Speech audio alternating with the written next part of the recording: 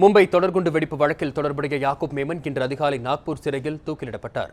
அவரது உடல் மும்பை கொண்டு செல்லப்பட்டு குடும்பத்தினரிடம் ஒப்படைக்கப்பட்டது. 1993ஆம் ஆண்டு நடத்தப்பட்ட மும்பை தொடர் குண்டு வெடிப்பு வழக்கில் முக்கிய குற்றவாளிகளில் ஒருவரான யாக்கூப் மேமனின் தூக்கு தண்டனையை உச்சநீதிமன்றம் உறுதி செய்ததை அடுத்து தனது தண்டனையை ரத்து செய்யக்கோரி யாக்கூப் மேமன் குடியரசுத் தலைவர் திரு பிரணாப் முகர்ஜிக்கு இரண்டாவது முறையாக கருணை மனு அனுப்பியிருந்தார். இந்நிலையில் கருணை மனுவை நிராகரிக்குமாறு மத்திய உள்துறை அமைச்சகம் குடியரசுத் தலைவருக்கு பரிந்துரைத்தது. பின்னர் குடியரசுத் தலைவர் மாளிகையில் திரு ராஜ்நாத் சிங் மற்றும் உள்துறை செயலாளருடன் ஆலோசனை நடத்திய திரு பிரணாப் முகர்ஜி யாக்கூப்பின் கருணை மனுவை நிராகரித்து உத்தரவிட்டார். இதற்கு எதிர்ப்பு தெரிவித்தும் தூக்கு தண்டனையை 14 நாட்களுக்கு நிறுத்தி வைக்க கோரியும் யாக்கூப் மேமன் தரப்பில் நேற்றிரவு உச்சநீதிமன்றத்தில் புதிய மனு தாக்கல் செய்யப்பட்டது. இந்த மனுவை இன்று அதிகாலை 2:50 மணிக்கு விசாரித்த நீதிபதி தீபக் மிஸ்ரா தலைமையிலான 3 பேர் கொண்ட அமர்வு யாக்கூப் மேமனின் மனுவை மீண்டும் நிராகரித்து உத்தரவிட்டது.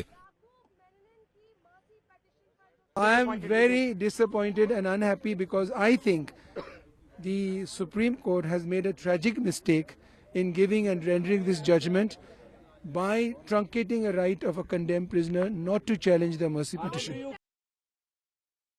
இதனை அடுத்து காலை சரியாக 6:30 மணிக்கு யாக்கூப் மேமன் தூக்கிலிடப்பட்டார். யாக்கூப் மேமன் தூக்கிலிடப்பட்டு 30 நிமிடங்கள் கழித்து மருத்துவர்கள் அவரது உடலை பரிசோதித்தனர். பின்னர் காலை 7:01க்கு யாக்கூப் மேமன் உயிரிழந்ததை உறுதிப்படுத்தி மருத்துவர்கள் அறிவித்தனர்.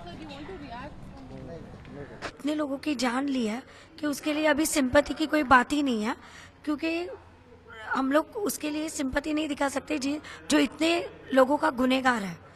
और फिर भी आई थिंक मुझे लगता है we are very much late, but then also thanks कि चलो अभी गवर्नमेंट फाइनली कुछ कर रही है.